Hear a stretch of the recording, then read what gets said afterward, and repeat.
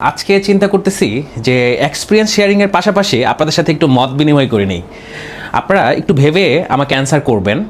ধরেন একটা শোরুমে দুইজন সেলস পারসন আছে, একজনের অভিজ্ঞতা হচ্ছে 8 ইয়ার্স আর একজনের হচ্ছে 2 ইয়ার্স। সো কোশ্চেন হচ্ছে, এই যে 2 বছরের যে অভিজ্ঞ সেলস পারসনটা, সে কি ওই 8 বছরের অভিজ্ঞ সেলস পারসনের সাথে মান্থলি টার্গেটের কম্পিটিশনে সে কি উইন করতে পারবে?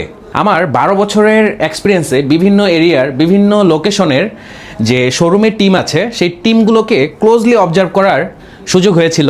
সেখান থেকে আমি দেখেছি অসংখ্যবার যারা একটু অল্প অভিজ্ঞ তারাও অনেক অভিজ্ঞ সেলস পারসনদেরকে পিছনে ফেলে দিয়েছে সেলস করে। সো এইটা আমি যখন অবজার্ভ করলাম যে কেন এরকম হচ্ছে, জিনিসটা কি একটু অদ্ভুত না?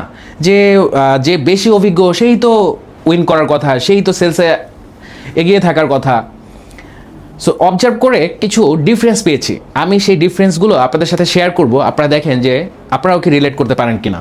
অবজারভেশন করে আমি যে ফার্স্ট ডিফারেন্সটা পেয়েছিলাম সেটা হচ্ছে গ্রিটিংসে। কারণ সেলসে একটা রুলস থাকে যে কাস্টমার আসলে আগে ওয়েলকামিং করতে হয়, তারপরে হচ্ছে বাকি প্রসেসগুলো করতে হয়।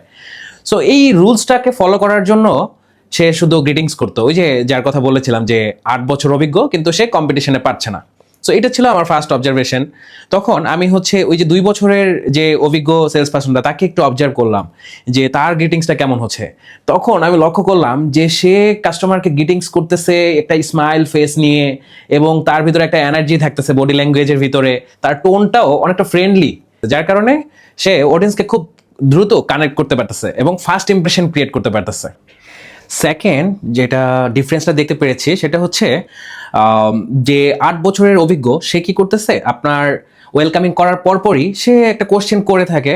ইউজুয়ালি সে সবসময় এই কোশ্চেনগুলোই করে যে স্যার আপনি কি ফর্মালের ভিতরে শার্ট দেখতে চাচ্ছেন নাকি আজকে হচ্ছে ক্যাজুয়ালের ভিতরে শার্ট দেখতে চাচ্ছেন। সো ডিরেক্ট কোশ্চেনিংয়ে চলে যায়, তাকে কোনো স্পেস দেয় না। তারপরে হচ্ছে সে যখন কাস্টমারকে ট্রায়াল করার পরে বলে যে স্যার এটা তো খুবই ভালো, আমাদের প্রোডাক্ট খুব ভালো সেল হয়, এটা নতুন আসছে, স্যার আপনি নিতে পারেন, স্যার এটাকে আমি কাউন্টারে দিয়ে দিব, মানে ডিরেক্ট পুশিংয়ে। হ্যাঁ, এখানে কিন্তু দেখেন কোথাও কিন্তু কোনো রিলেশনশিপের কোনো বিষয় নাই, কাস্টমারের সাথে অনেক অ্যাটেনশন বা এঙ্গেজমেন্টের বিষয়গুলো কিন্তু আপনারা লক্ষ্য করতে পারছেন না। এই যে তার ভিতরে কোনো রিভিউ করারও কোনো মাইন্ডসেট নাই যে আমি কি আসলে ভুল করলাম, আমি কি আসলে কাস্টমারের নিডটা সঠিকভাবে বোঝার চেষ্টা করেছিলাম কিনা, সেটাও নাই। এটা একটা ফিক্সড মাইন্ডসেটের একটা লক্ষণ। সো অনেক সেলস অ্যাসোসিয়েট আছে, তার এক্সপিরিয়েন্স হয়তো অনেক বছর, কিন্তু সে জাস্ট আমার শেখার কিছু নাই, আমার তো আসলে অনেক বছরের অভিজ্ঞতা, একই প্রোডাক্ট এত বছর ধরে সেল করতেছি, তখন সে আর নিজেকে সেলফ রিভিউ করে না, সেলফ ইমপ্রুভমেন্টের দিকে তেমন একটা ফোকাস করে না। অপরদিকে এবারে শুনেন যে ওই যে 2 বছরের সেলস পার্সনটার কথা বলেছিলাম, তার জার্নিটা দেখেন। সে খুব বলেছিলাম যে খুব এনার্জেটিক ওয়েতে সে ওয়েলকামিং হাসি মুখে করেছিল। তারপরে তাকে দেখলাম কি সে কিছুটা স্পেস দিয়েছে ওই কাস্টমারকে, আর এর মধ্যে সে কি করেছে অবজার্ভ করে ফেলছে। কারণ কি কাস্টমারকে যখন একটু ফ্রি টাইম দিছে তখন সে হচ্ছে কিছু কালেকশন ধরে ধরে দেখতেছিল। সো ইউজুয়ালি মানে এই সময়টা দিলে হয় কি, দূর থেকে কিছু ক্লু পাওয়া যায় যে এই কাস্টমারের পছন্দটা কেমন হতে পারে, একটা হিন্টস পাওয়া যায়। সো সেই জিনিসটাই দেখলাম যে সে করেছে, একটা হিন্টস পেয়েছে, তারপরে সেইটার সাথে কানেক্ট করে সে কাস্টমারকে যে কোশ্চেন করছে, তখন কাস্টমার মনে করছে কি যেটা তো তারই মনের কথা তাকে জিজ্ঞাসা করা হয়েছে। তখন কাস্টমার ফ্রিলি তার সাথে কথা বললো এবং অনেক কিছু শেয়ার করলো। তখন কাস্টমারের সাথে যেহেতু রিলেশন হয়ে গেছে, সে কাস্টমারের টেস্টগুলো বুঝে ফেলেছে।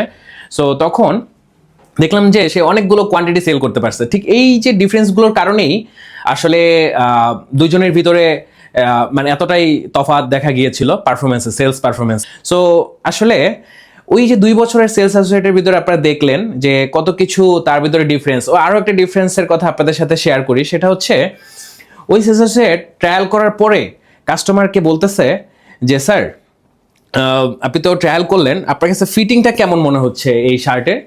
তখন কাস্টমার বলতেছে যে না, ফিটিংটা ভালো। তখন ওই সে বলতেছে যে জি স্যার, আপনার শোল্ডার এবং লেন্থ সব কিছু দেখতেছে যে পারফেক্টলি আপনার সাথে ফিট হয়ে গেছে, খুব ভালো লাগতেছে, অফিস ইউজের জন্য এটা খুবই ভালো একটা চয়েস হবে, সেফ চয়েস হবে। সো তখন এখানে কিন্তু সেলস পুশিংটা হয় নাই। আমি অনেক সেলস অ্যাসোসিয়েটকে দেখেছি পুরনো অভিজ্ঞ, তারা কি করে সেলস পুশ করে যে স্যার আপনি তো ট্রায়াল করলেন, এটা আমাদের একটা বেস্ট কালেকশন, এটা নতুন আসছে স্যার, তাহলে এটা কাউন্টারে দিয়ে দিচ্ছি। সো এটা কিন্তু এক ধরনের পুশ সেলস হয়ে যায় অনেকটা।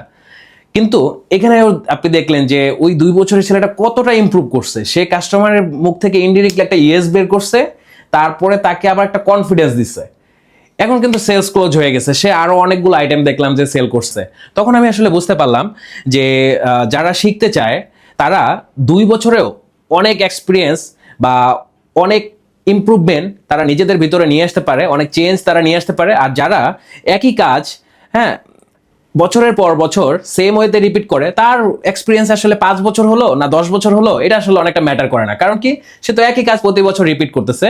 আর আপনি যদি হচ্ছে প্রতি মাসে অথবা প্রতি বছর একটা ইমপ্রুভমেন্টের জন্য, নিজেকে বেটার ভার্সন ক্রিয়েট করার জন্য যদি নিজেকে সময় দেন, দেখবেন অল্প সময়ে আপনার থেকে যারা কয়েক গুণ বেশি অভিজ্ঞ তাদেরকে আপনি পিছনে ফেলে সফলতার দিকে এগিয়ে যেতে পারবেন।